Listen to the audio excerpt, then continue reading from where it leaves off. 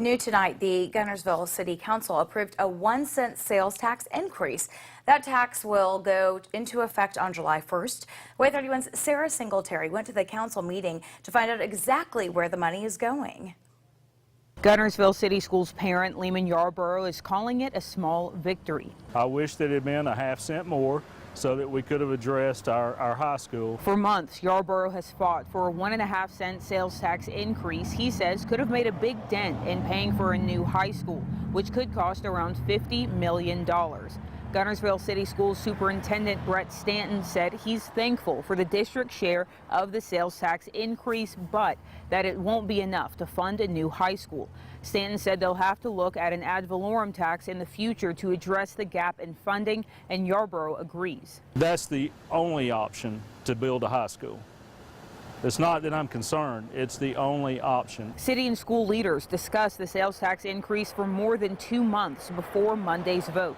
The sales tax is going from 8 to 9%, and according to Guntersville Mayor Lee Dollar, every penny will go toward capital improvements. This will allow a future or a source of revenue in the future that no matter what the capital needs, that there should be a funding mechanism in place to ensure that whatever the need is at the time is met. Half a cent will go to the city and the other half immediately going to the schools. That's a change from the initial proposal that made the school district wait 5 years to start getting a share of the tax increase. We had a waiting period because we know they're not ready exactly right now for a new high school, and so we were going to accelerate our paving plan if that be the case. But in the meantime, we found they have other needs in other schools. As far as the city's concerned, Dollar said their big focus is parks and recreation. I hope that with the parks and recreation that they address some of the older ball fields we have along the lake, maybe add a few more ball fields, do some rehab on our gymnasium. Parks and Recreation Director Matt Bryant told me Yarborough's requests are already on their to-do list.